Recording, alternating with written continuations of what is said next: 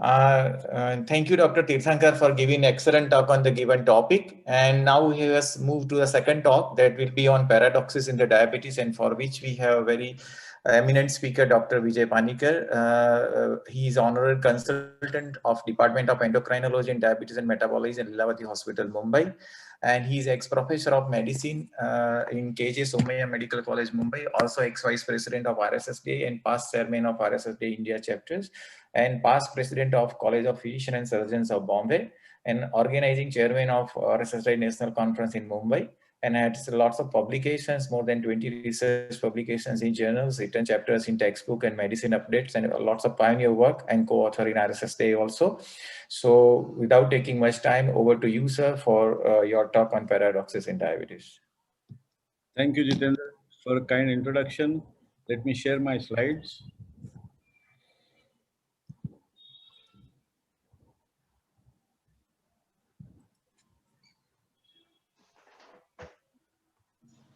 Can you see them?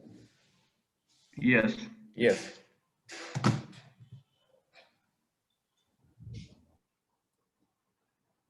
Yes.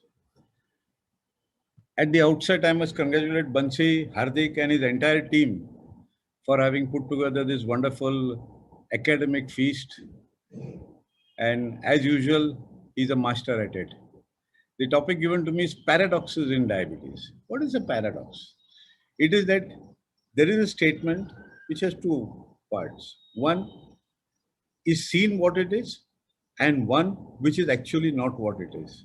So let us go through the paradoxes in diabetes. Let us look at intensive glucose control. UKPDS was the first study which showed that good glycemic control would give these benefits. And follow-up 10 years later also showed the legacy effect that there is a significant improvement in microvascular and macrovascular complications, especially myocardial infarction, 16%, 15%, and all-cause mortality reduced by 13%. So UKPDS showed that good glycemic control early in diabetes could benefit outcomes including cardiovascular risk. And basically what came out of this was everybody interpreted it that having an HbA1c below 7 was the thing to do. So national guidelines followed suit. This is the ADA ESD guideline for 2006. If you see here, diagnosis, lifestyle intervention, and then it says HbA1c. If it is not more than 7, nothing is to be done. But the moment it goes above 7, then you have glitazone, sulfonylurea, basal insulin, and so on. Everywhere across the panel, you will see HbA1c of 7 is the standard. What is the paradox? Everybody said yes, HbA1c 7, but hardly any improvement on the ground. In fact, half of the prevalent cases are not known or diagnosed. So there are a huge population of undiagnosed type 2 diabetes. Half of those are not treated. Those who are diagnosed, half are not treated or not taking the treatment. And half of those who are treated are not controlled. This is the ground reality, in spite of all guidelines saying HbA1c 7. Then we had major studies. So everybody thought that getting a HbA1c to 7 or maybe lower could give you good cardiovascular benefits. So then came these major studies in intensive glucose control in the real world population. They were the ACCORD, ADVANCE, and VIDT. They all tried to get the HbA1c to below 7 in the hope that we would have a good cardiovascular outcome. And what did they find? It showed little benefit of intensive glucose control other than in nephropathy, and that too in ACCORD and ADVANCE. VIDT did not show that either. And ACCORD showed increased mortality, weight gain, and hypoglycemia. And the ACCORD study had to be stopped in between because of increased mortality. There were other evidences here. This is the Hemmingsen-Cochrane review, meta-analysis from 2011-13 on type 2 diabetes, no reduction of total or cardiovascular mortality, MI, stroke, or end-stage renal failure, and 30% increase in severe hypoglycemia. So tight control, no benefit. This is Keller et al. 2014 systematic review meta, no trend towards improving all cause of CV mortality in intensively controlled type 1 diabetic patients. Kunti retrospective cohort study increased risk of CV events in those treated with insulin, type 2 diabetes and type 1, and who had hypos. There are other evidence also, the live-in study, which showed that in a randomized control study in the surgical ICU, most of these patients are actually on a ventilator, very well controlled, getting the sugars to around 110, between 80 to 110, and they showed that if intensively treated, there was reduction in in-hospital morbidity and mortality.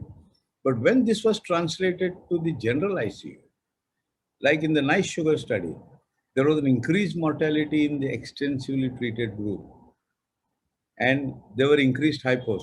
So now the trend is 140 to 180. Anything below 180 is good enough. Earlier it was below 110.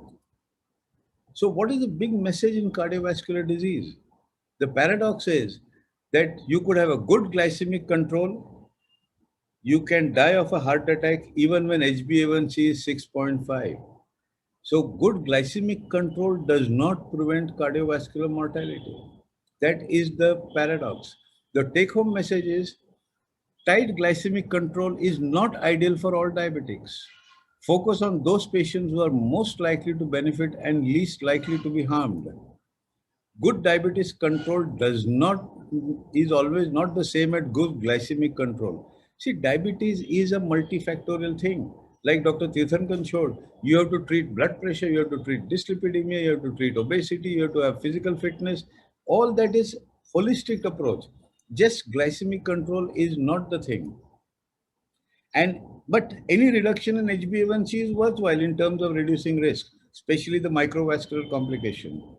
So following this, there was a change in approach to glycemic management. And what was that change?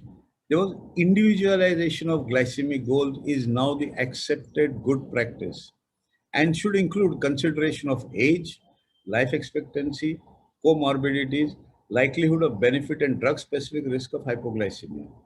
So what really was the change here was that we know that early tight control is known to slow the progression of microvascular complication, while relaxation of targets in those at high risk of hypoglycemia and those with multimorbidity can improve the safety of the treatment.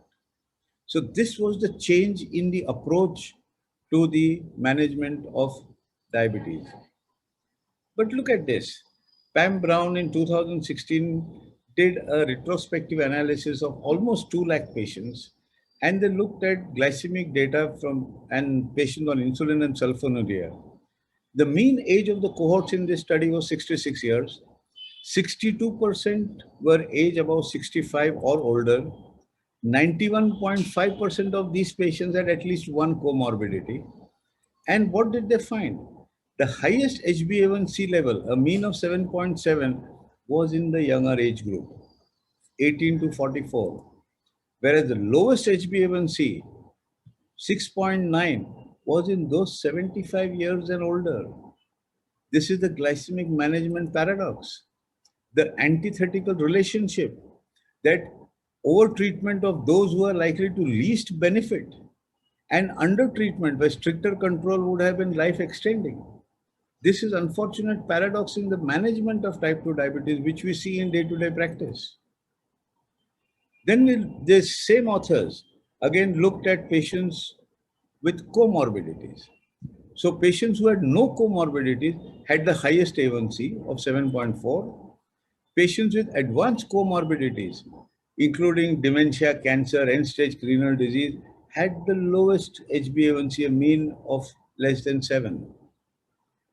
So the striking paradox of misaligned diabetes treatment could harm. Older patients with diabetes and multiple comorbidities are more likely to be treated to a lower HbA1c with insulin, exposing them to the risk of hypoglycemia. Whereas younger, healthier patients who could benefit from more aggressive therapy had worse glycemic outcomes. Now let us look at the BMI paradox in diabetes.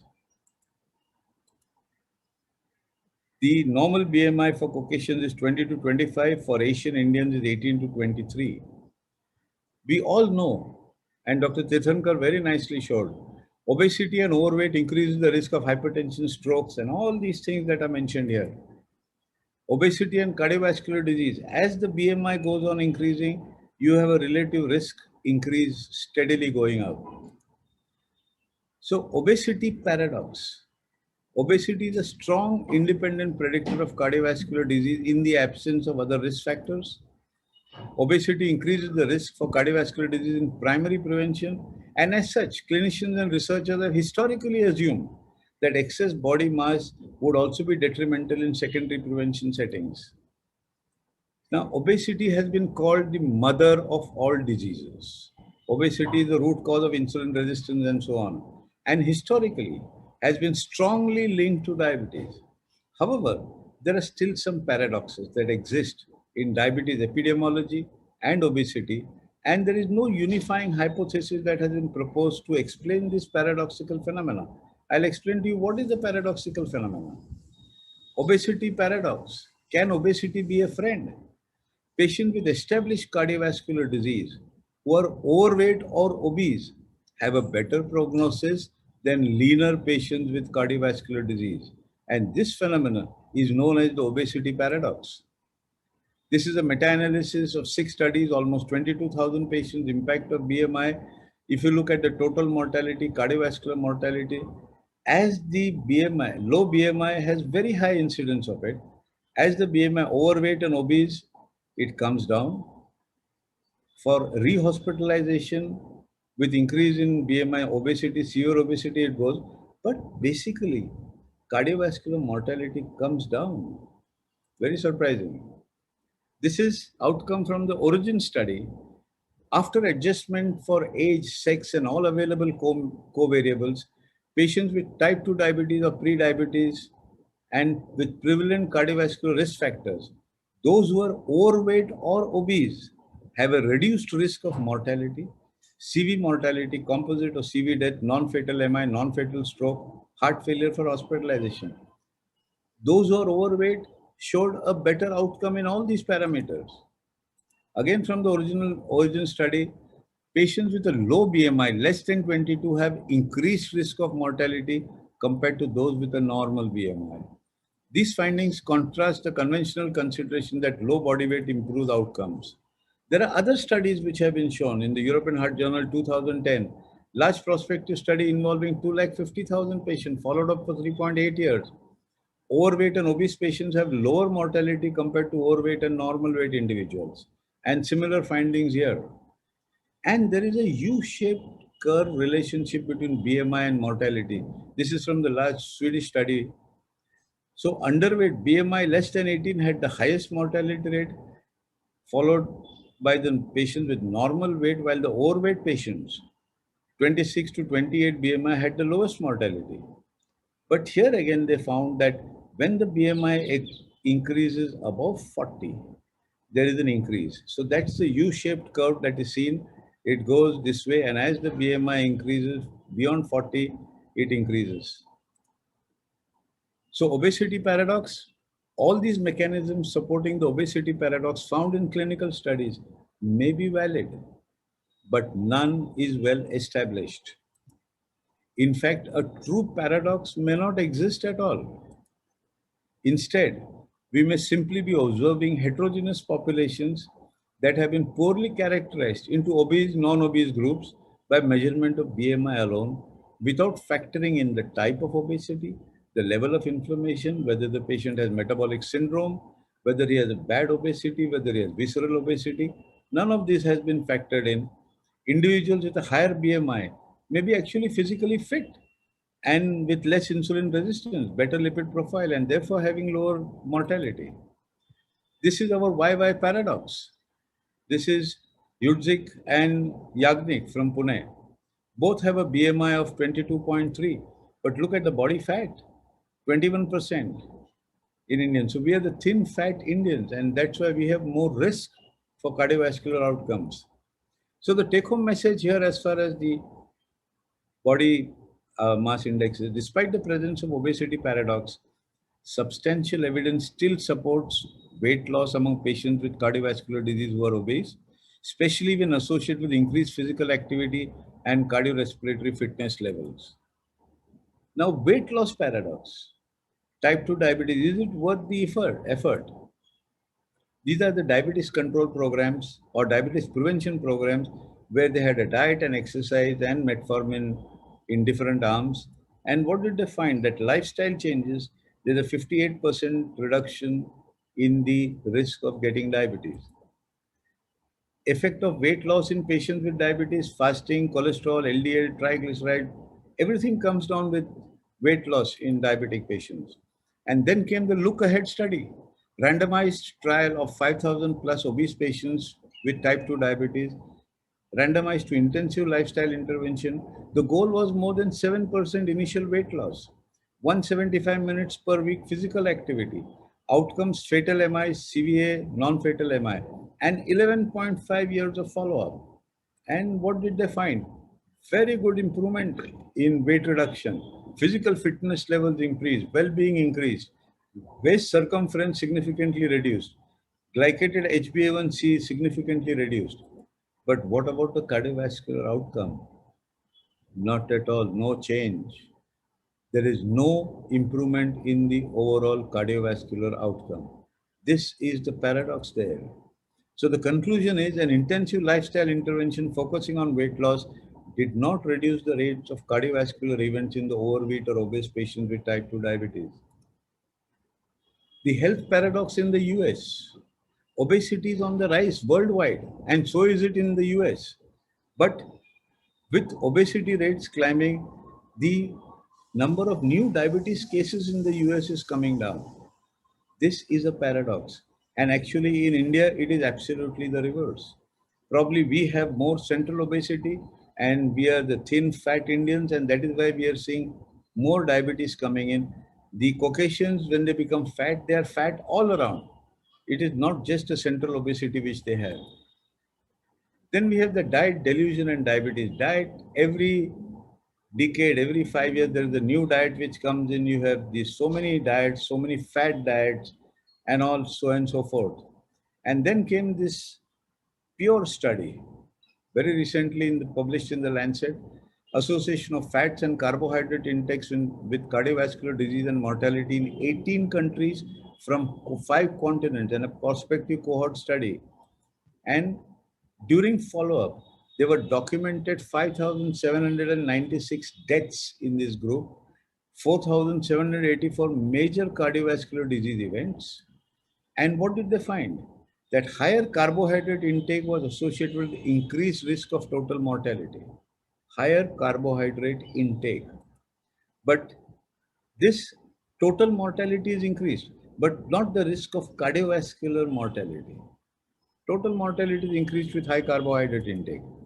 But look at the intake of total fat, and each type of fat which was associated with lower risk. Total fat, almost 23% reduction. Saturated fat, almost 24%, for 14% reduction. Monounsaturated fat, 19%. Polyunsaturated fat, 80%. So higher saturated fat intake, which is against what we believe today, was associated with lower risk of stroke. They had lesser stroke in this population. So total fat and saturated and unsaturated fats were not significantly associated with risk of myocardial infarction or cardiovascular mortality. So interpretation of this pure study results is increased carbohydrate intake was associated with risk of mortality, whereas total fat and individual types of fat were related to lower total mortality. This is a paradoxical statement today. Total fat and types of fats are not associated with cardiovascular disease, MI or CV, whereas saturated fat had an inverse relation with stroke. More the saturated fat, less the chances of stroke. So global dietary guidelines should be reconsidered in the light of these findings. This is the paradox of your diet and fat. So the final paradox is that good judgment comes from experience. I repeat, good judgment comes from experience, and experience comes from bad judgment. This is what the final paradox of this whole thing is. Thank you very much, ladies and gentlemen.